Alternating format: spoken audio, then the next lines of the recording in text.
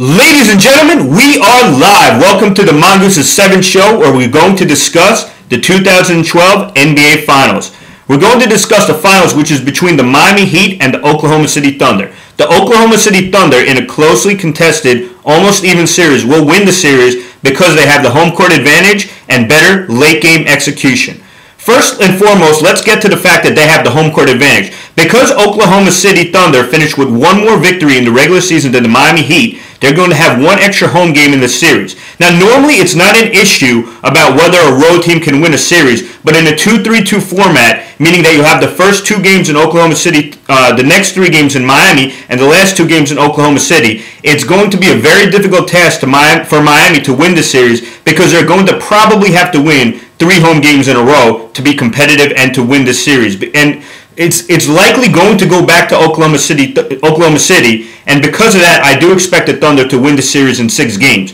The reason being that home court makes a difference not for the main stars, but for the role players, the Nick Collisons, the Serge Ibakas, the Kendrick Perkins. They're going to play better at home, and conversely, Shane Battier, Mauro Chalmers, Udonis Haslem, and the role players for the Heat are going to play better in Miami. That being said, because there's an extra home game in Oklahoma City, I don't see any way that the Thunder will relinquish the home court advantage, as it's much harder to do in the 2-3-2 format. Now you're going to say, last year the Dallas Mavericks won being the visiting team in the 2-3-2 format, but it was different. The Mavericks had a little bit older role players with Jason Kidd, Shawn Marion, people who were not going to get affected by the lack of home court advantage. Conversely, in this series, the role players in this series, and because throughout the playoffs they've been affected in that you've seen Serge Ibaka, Nick Collison, and others play great in Oklahoma City just in the very last round against the Spurs, while struggling in San Antonio. You're going to say that they're probably going to be successful in Oklahoma City. And Miami, to the same degree, you had their role players such as Battier, Chalmers, and people of that nature play a lot better at home in Miami and struggle a little bit more on the road. So I think that's going to be a big key in that the role player production is going to swing towards Oklahoma City because they have that extra home game. Now we're going to get to the other fact of why I think Oklahoma City is going to win this series in 6 games, and that is late game execution. Throughout the playoffs, Oklahoma City has shown you that they know what they're doing at the end of games. They won 2 close games against the Dallas Mavericks in the beginning of the series in Oklahoma City on their way to a sweep in that series. In addition, they imposed their will against the LA Lakers in the second round and won that series in a closely contested series, but they were better in the late game execution. In addition, against San Antonio, although they didn't play great in the beginning of the first 2 games, which were in San Antonio and late game situations, they turned it on, and Kevin Durant has shown you that he's a proven closer, hitting numerous game winners. I believe 2 in the Dallas Mavericks series, 1 in the Los Angeles Lakers series, and big shots as well in the San Antonio series. In contrast, the Miami Heat have dropped 1 game in each round, which came down to the last 24 seconds.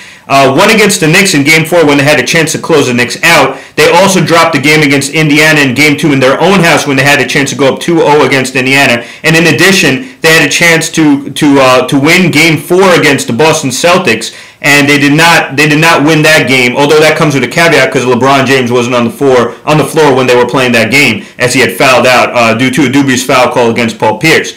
So I believe Miami, that being said, does have trouble with late game execution. Oklahoma City obviously flourishes in that situation. So I expect Oklahoma City to win at least 1 close game down the stretch. And in addition to having the home court advantage, I think that's going to swing it in their favor. I expect Oklahoma City to win the first 2 games at home, to win 2 of the next 3 on the road in Miami. They're probably going to steal Game 5, and then I think they're going to close it out in Game 6.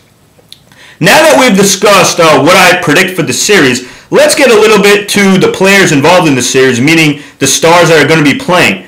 I think you have a lot of similarities in the play and the issues the stars have gone through. Obviously, you've had differences in how they've gone together. LeBron James, Dwayne Wade, and Chris Bosh through free agency got together versus Kevin Durant, James Harden, and Russell Westbrook came together through the draft. This series kind of gives credence to what LeBron James was talking about when he said that he couldn't win a championship by himself. As if he was on Cleveland and he took the Cleveland Cavaliers to the finals at this stage, he would be basically going 1-on-3 against those guys. As it stands now, he does have a big 3 of his own to compete against the Oklahoma City Thunder's big 3, and it's an even series from that standpoint.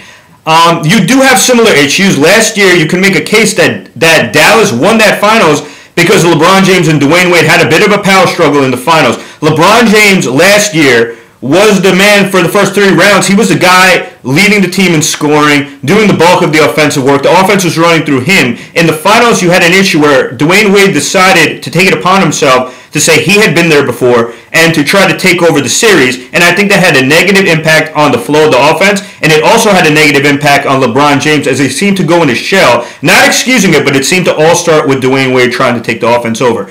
In addition, you had similar issues last year with Oklahoma City in that Kevin Durant and Russell Westbrook had seemed to have a little bit of a power struggle about who should be taking the last shots, who should be doing certain things, who should be taking more shots. I think this year, notwithstanding, you do have a few games here and there where Russell Westbrook has taken a few more shots than Kevin Durant. It goes without saying now at the end of games that when there's a time-close game, you're going to try to get the ball to Durant. Whether he could get it or not, that's a different story, as you did have James Harden taking a big shot and making it against San Antonio in Game 5 because Durant couldn't get open. But by design, it's a very structured pyramid now in Oklahoma City. You have Kevin Durant, who's supposed to be your main guy. You have Westbrook, who's supposed to fall in line and probably contribute about 20 to 25 a game after him, taking the second most shots. And you have James Harden, who is a proven closer himself, kind of supporting Durant and Westbrook and taking the shots as they come after those two and running the second unit and running offense. Now, I think you do have, although it took a while and you did have some issues for a while in Miami, I do think people have fallen in line at this point. Because of their struggles in the postseason with Bosh going out in addition, LeBron James really had to step up and be your proven closer, not just through the first 3 quarters, but he had to pick up the slack in the 4th quarter. That being said, you do have a little bit more of a pyramid. Although it's not been the whole year like with Oklahoma City, I think you do have an understanding between James, Wade, and Bosh about who is the main guy. You need James to drop 30 for you. You need Wade to be the kind of 20 to 25 guy, and you need Bosh to be the 15 to 20 guy after that. And there's a little bit more of an understanding about who should be taking the shots and when they should be taking the shots. Meaning that James needs to not just be the guy for 3 quarters, but he needs to also, just like Durant, try and take over in the 4th quarter and take the most meaningful shots. So I think you have had similar, despite the fact that they came together differently, you have had similar power struggles between the big 3, meaning that the top 2 of Westbrook and Durant on Oklahoma City's side and Wade and James have had issues about who should be the man. I think that is now resolved on both sides, so you will not have that issue come into play. The third guy, whether it be Harden on Oklahoma City side or Bosh on Miami side, has actually been the most consistent guy of the 3 throughout these last couple of playoff runs, meaning last year and this year's playoff run. So it's interesting that those guys have never had those issues, but I believe those are resolved for the top 2 guys, meaning that this is going to be a very entertaining series. It's going to come down to those things. Now, I think the other thing that people will pay attention to in the series is that LeBron James will probably be the only one who can match up with Kevin Durant.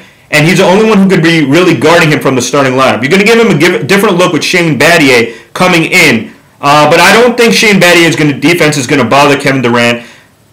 People like Tony Allen on the Memphis Grizzlies have bothered Durant when they've been able to get into his body.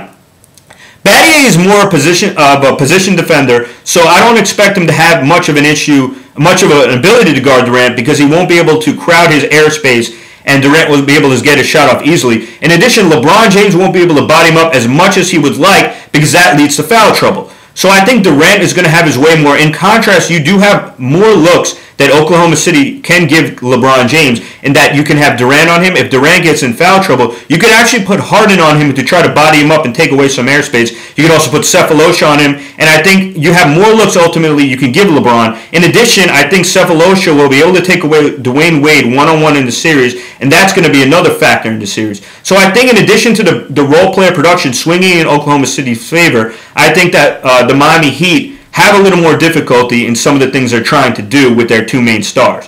Furthermore, I think that, as I said, Oklahoma City will be able to impose their will of making it an up and down game in the 110s to 120s in their house, and that's going to be the difference because I expect them to win all the games in their house. Miami, in contrast, will obviously be trying to slow the ball down, get steals, make it a possession-by-possession game with LeBron James controlling the flow of the offense. I don't expect that to happen in the games in Oklahoma City, so I don't see how the Miami Heat will win this series, although I do think that they are going to win the games in Miami. So as I said, I'm going to pick the Oklahoma City Thunder in 6 games. This is the Mongoose, and I'm not backing down.